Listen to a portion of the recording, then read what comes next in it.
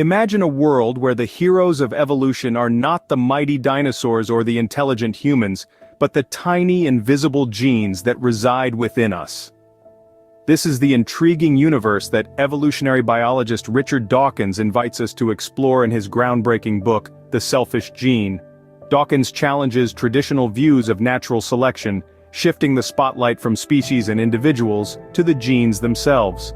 This pioneering perspective suggests a gene-centered view of evolution, wherein genes play the lead role, while organisms, including you and me, are mere supporting characters.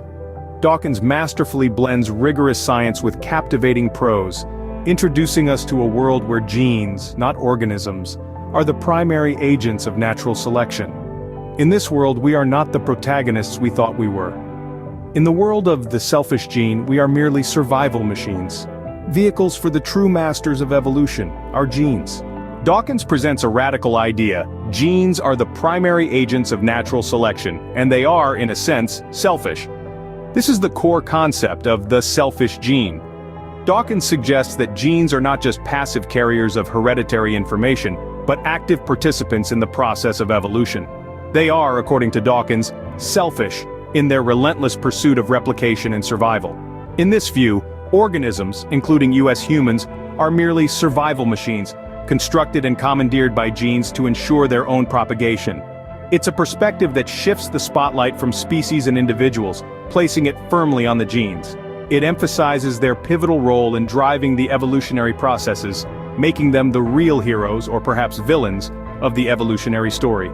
This gene-centered view of evolution has been both revolutionary and controversial, challenging our traditional views of life and evolution. It compels us to question everything we thought we knew about the nature of existence. But genes are not the only units of evolution that Dawkins discusses. He also introduces a new concept, the meme. This term, now ubiquitously used in our digital age, was first coined by Dawkins to describe units of cultural evolution. Much like genes, memes carry information, but instead of biological data, they transmit cultural aspects, ideas, behaviors, and practices from one mind to another.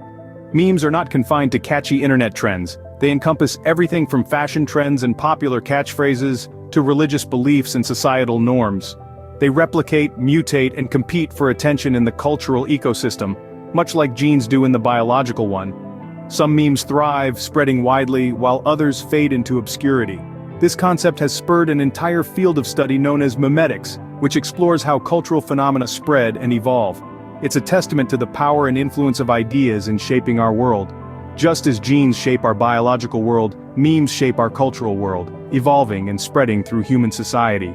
As with any groundbreaking idea, the selfish gene has faced its fair share of criticism. Critics have claimed that Dawkins's gene-centric view of evolution is overly reductionist, simplifying complex biological processes to the actions of single genes. Others have taken issue with the anthropomorphization of genes, arguing that describing them as selfish misrepresents their function and nature. They contend that genes, being inanimate molecules, cannot possess intentions or desires. However, it's important to note that selfish in this context is a metaphor, used to illustrate the relentless drive of genes to replicate. Dawkins himself has acknowledged these criticisms, maintaining that his aim was to foster a new perspective on evolution, not to provide an all-encompassing explanation. And despite these critiques, the influence of the selfish gene on both evolutionary biology and popular science is indisputable. Its innovative ideas have sparked countless debates and inspired numerous researchers, reshaping our understanding of life's intricate mechanisms. Despite the critiques, the selfish gene remains a seminal work in the field of evolutionary biology. So, what can we take away from the selfish gene? Richard Dawkins, with his groundbreaking work, invites us on an enlightening journey through the lens of the gene. He reshapes our perception of evolution, shifting the focus from the organism to the genes themselves, acting as the primary agents of natural selection. These so-called selfish genes are relentless in their quest to ensure their own replication, often at the expense of the very organisms they inhabit. Dawkins also presents us with the fascinating concept of memes, the cultural counterparts to genes, as they evolve and spread through human society.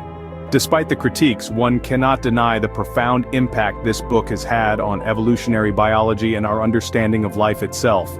As we delve into the intricate dance of genes, The selfish gene invites us to rethink our understanding of life and evolution.